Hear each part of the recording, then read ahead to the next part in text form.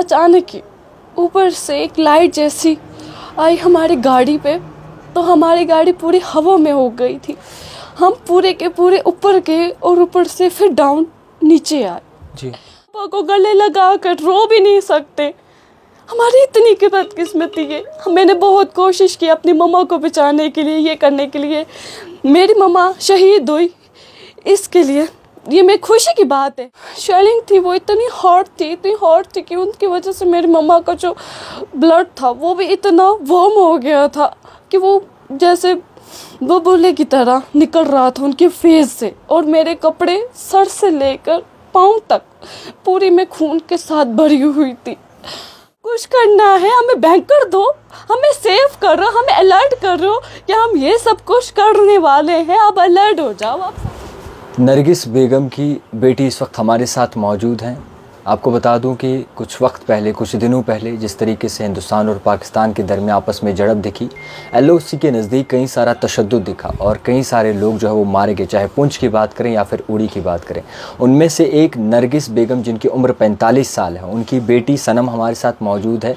नरगिस बेगम जो है उससे पूरे हादसे में मारी गई। शल जब आया तो उसके छर्रे उन पर पड़े, जिसकी वजह से उनकी मौत वाक़या हुई। सनम, क्या वक्त था, क्या हिसाब था, कितने बजे थे और क्या कुछ बातचीत हो रही थी माँ के साथ आपकी? 9 बजे का टाइम था जी। शेलिंग स्टार्ट हो गई जी। इन शेलिंग से बचने के लिए, अपने आप को सेव करने के लिए हम यहाँ से बारामूला शिफ्ट हो रहे थे अपनी बुआ के। तो हम पूरी फैमिली थी एक गाड़ी में, और मेरी मम्मा और मैं दोनों डिक्की में बैक सीट पे हम बैठे हुए थे जी। तो यहाँ से हम जैसी गाड़ी स्टार्ट हुई तो हम मोहरा में पहुँचे। मोहरा में अचानक ही ऊपर से एक लाइट जैसी आई हमारी गाड़ी पे, तो हमारी गाड़ी पूरी हवा में हो गई थी। हम पूरे के पूरे ऊपर गए और ऊपर से फिर डाउन नीचे आए जी। तो उसमें हमारी बहुत सारे बोके चिल्कार सब चिल्लाने लगे कि ये क्या हुआ अचानक, ये क्या हमारे गाड़ी पे गिरा, ये कि ऐसे क्या हो गया। तो उसमें मेरी आंटी थी, वो आंटी बहुत रोई, बहुत चिल्लाई कि मेरा सिर फट गया, मुझे बचाओ। और उसमें मेरी मम्मा भी थी। मेरी मम्मा को, मुझे नहीं पता था कि मेरी मम्मा को भी चोट आई है। हमें लगा शायद गाड़ी ऊपर गई, उसकी वजह से शायद आंटी मेरी को लग गई है, तो उसी वजह से सारे चिल्ला रहे हैं। तो उसी में मेरी मम्मा मेरे बेहोश हो गई, तो मेरे कंधे पे उसने सर रख दिया और मुझे लगा शायद मेरी मम्मा बेहोश हो गई है। तो मैंने अपने अंकल को, मेरे सबको आवाज़ लगाई कि दरवाज़ा खोलो, मेरी मम्मा को नीचे उतारो, उनको होश में लाओ कि मेरी मम्मा बेहोश हो गई है। तो मेरे अंकल ने दरवाज़ा खोला और मुझे नीचे उतारा और मम्मा को लाइट वाली जगह लेकर गए थे। तो लाइट वाली जगह लेकर गए और मेरी मम्मा का पूरा फेस कट चुका था और उनके खून, वो जो शेलिंग थी वो इतनी हॉट थी कि उनकी वजह से मेरी मम्मा का जो ब्लड था वो भी इतना वार्म हो गया था कि वो जैसे बबूले की तरह निकल रहा था उनके फेस से। और मेरे कपड़े सर से लेकर पाँव तक पूरी में खून के साथ भरी हुई थी। पास में हॉस्पिटल था, वहाँ पे अपनी मम्मा को लेकर गए। वहाँ पे ऐसे कोई भी फैसिलिटी नहीं थी, कुछ भी नहीं था सिवाय ऑक्सीजन के। हमने ऑक्सीजन उन्होंने लगवाया और एम्बुलेंस में मम्मा को बैठाया और लेकर गए। और वहाँ पे हमारी इतनी किस्मत खराब थी कि गाड़ी वाले को भी ये नहीं पता था कि हॉस्पिटल कहाँ है, कांडवा किधर है। वो हमारे से पूछ रहे थे कि हमें जाना कहाँ है। हम उस कंडीशन में थे ही नहीं कि हम उनको बता पाए कि गाड़ी कहाँ और किस जगह लेनी है। तो वहाँ मेरे अंकल मौजूद हैं, मैंने उनसे रिक्वेस्ट की, वो भी उतरे, उन्होंने भी बहुत कोशिश की। उन्होंने बताया कि आप क्या बोल रहे हो, आपको क्यों नहीं पता है। फिर उन्होंने दिखाया, तब तक मेरे हॉस्पिटल पीछे और एम्बुलेंस आगे चली गई थी। उसी एम्बुलेंस में आगे पीछे करते करते मेरी मम्मा की वहीं डेथ हो गई। क्या आखिरी बात हुई थी माँ से? मेरी मम्मा से सिर्फ इतनी बात हुई थी, वो मेरे से पानी मांग रही थी।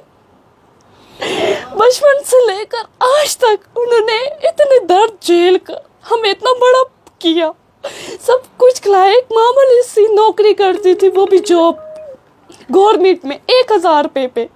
उस 1000 पे भी हमारा पेट चल रहा था। और मेरा पापा भी इतने शुगर पेशेंट है, उनको डायबिटीज़ है।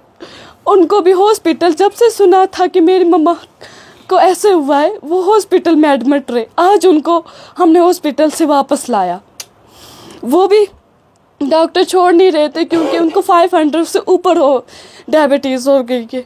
वो उतरने का नाम ही नहीं ले रही है। इतने हम मजबूर हैं, हम इतने बदकिस्मत हैं कि हम अपने पापा को गले लगा कर रो भी नहीं सकते। हमारी इतनी की बदकिस्मती है। मैंने बहुत कोशिश की अपनी मम्मा को बचाने के लिए, ये करने के लिए। मेरी मम्मा शहीद हुई, इसके लिए ये मेरी खुशी की बात है। पर मैं इस बात का अफसोस है कि मैं अपनी मम्मा को पानी तक भी नहीं पिलाने दिया।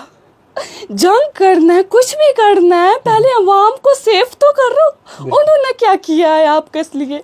जब आप वोट डालने के लिए हमारे से अपील करते हो कि हम अब प्रॉमिस करते हैं कि हमारे से हम सेव करेंगे, हम हर फैसिलिटी आप तक पहुंचाएंगे, तब वो फैसिलिटी, तब वो गवर्नमेंट कहाँ गई थी?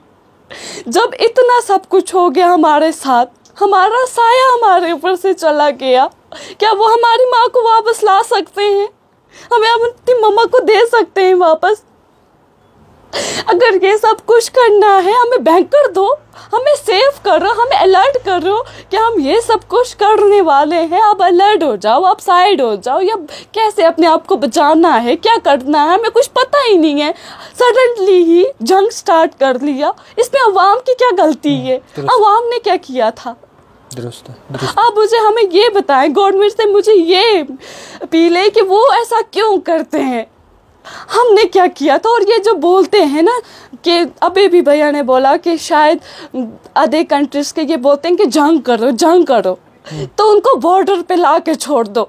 तो जब उनका अपना खून उनके हाथों पे लगेगा ना, तो तब पता चलेगा कि खून अपने को खोने का दर्द क्या होता है।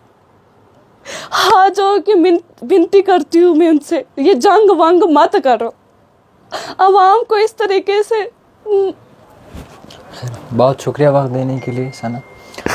फिलहाल के तौर पर हालात पेचीदा हैं, मगर आपके सामने कुछ चीज़ें और कुछ तस्वीरें ज़रूर लानी हैं, क्योंकि बॉर्डर के लोग हमेशा पिसते हैं, बॉर्डर के लोगों पर हमेशा जुल्म सितम होता है, हमेशा मौत का साया जो है इनके सर पर मंडरा रहा होता है, मगर अभी तक जो है इन चीज़ों को नज़रअंदाज किया जा रहा है। तो जल्द से जल्द जो है जितने भी बॉर्डर के नज़दीक एरिया रहते हैं, जिनका नुकसान हुआ है या फिर इसी के साथ साथ जिनकी जानें गई हैं, उनको लेकर सरकार कोई बड़ा कदम उठाए और कहीं ना कहीं इन्हें महफूज ऐसी जगहें दे जिसके साए में ये रह सकें और इनकी जानें बच सकें। तो ओवरऑल सिचुएशन जो है अब खुल के सामने आ रही है कि कितने लोग किस तरीके से अपनी जान बचाने के लिए गए, मगर वक्ती तौर नहीं पहुंच सकते। क्यों, क्या क्या कमियां थी उस वक्त, किस तरीके से नाकामियां थी, उनको कहीं ना कहीं अब सामने लाया जा रहा है।